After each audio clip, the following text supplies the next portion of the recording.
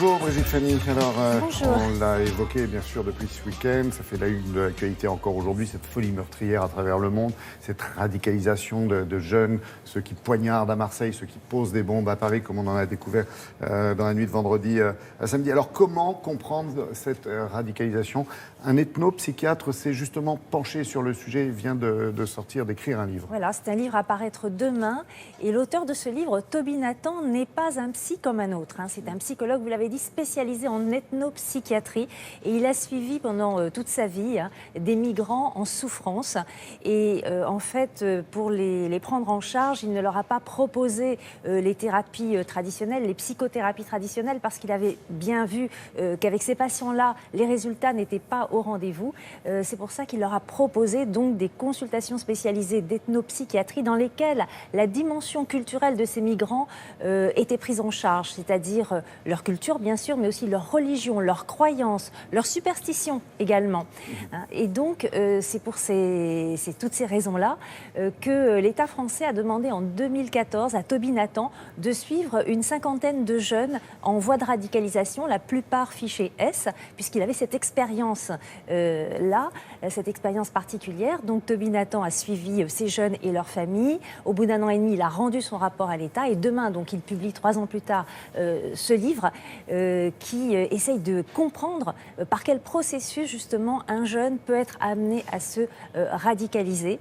Alors donc il faut dire que c'est quand même un livre un peu unique, en tous les cas, un des très rares livres à avoir une expertise réelle de ce problème-là qui se fonde sur une expérience clinique, c'est-à-dire qui se fonde sur des consultations de psychothérapie. C'est-à-dire que ces jeunes-là sont venus pour certains 50, 60 fois consulter ce psy.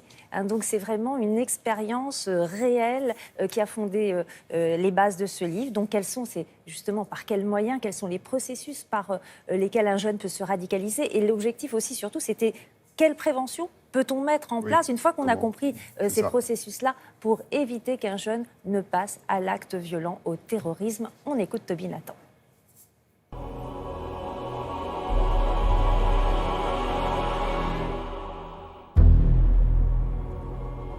Quand un jeune musulman qui n'était pas nécessairement très religieux au départ se radicalise, c'est comme une conversion. Eux-mêmes disent une reconversion. Et à ce moment-là, il devient en quelque sorte plus musulman que ses propres parents. L'islam qu'ils adoptent est un islam extrême. Ils vous récitent des passages entiers du Coran. Et donc dans cette référence textuelle, il y a la guerre, il y a le combat contre les mécréants, il y a tout ça. Tous ces éléments-là, ils les prennent à la lettre.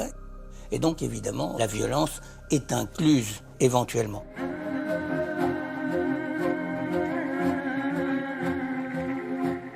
Il y a des jeunes qui viennent d'autres horizons, d'autres religions, d'autres traditions, qui se convertissent aussi à ce même islam extrême, en quelque sorte. C'est souvent des migrants de seconde génération, d'origine chrétienne, par exemple des Africains du Congo, du Zaïre, du Cameroun, du Togo, mais aussi d'Europe du Sud.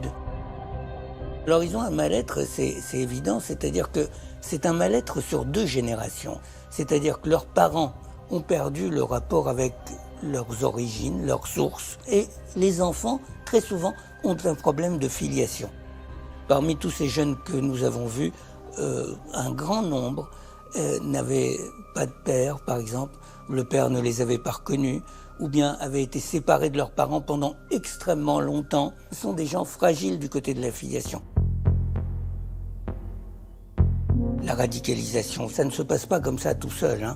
Les réseaux islamistes ce ne sont pas du tout des gens qui agissent au hasard. Ils ont ciblé ces jeunes. Et donc, il ne s'agit pas seulement de les intéresser à cette idéologie, il s'agit ensuite de les accompagner dans cette idéologie. Et quand on a véritablement envie de faire basculer quelqu'un, on lui assure une présence permanente. Moi, j'ai vu des jeunes filles, par exemple, qui ont été accompagnées quasiment, 20 heures sur 24. C'est-à-dire on leur met des sœurs, entre guillemets, auprès d'elles. Il y en a qui reçoivent, 50 SMS par jour en leur disant « tu te rappelles, c'est la prière à telle heure ». C'est une présence, quoi. Et ça, c'est fondamental parce que c'est comme ça qu'on fait basculer des gamins. C'est important ce qu'il dit, parce qu'effectivement, on sait, Brigitte Fanny, que les centres de déradicalisation n'ont pas fonctionné, on en a fermé. Là, il est en train presque de nous dire qu'on peut quand même agir sur ces jeunes. Oui, et effectivement, 2 tiers des jeunes qui ont été vus en consultation par Toby Nathan, mais qui ont suivi réellement ces thérapies, qui n'étaient pas que des psychothérapies, hein, c'était des jeunes vus avec leur famille, où on discutait effectivement des problèmes personnels, mais aussi de religion, de politique. Eh bien, 2 tiers de ces jeunes ont finalement retrouvé une vie, je dirais quasi normale, puisqu'ils ont, voilà, ils se sont réintégrés, voilà, dans leur famille, dans leur milieu, de façon, voilà, beaucoup plus normale, en laissant un peu de côté ce chemin de la radicalisation. Voilà, et si vous voulez en savoir plus, évidemment, je vous recommande ce livre passionnant de Toby Nathan, Les âmes errantes, et c'est aux éditions L'Iconoclaste.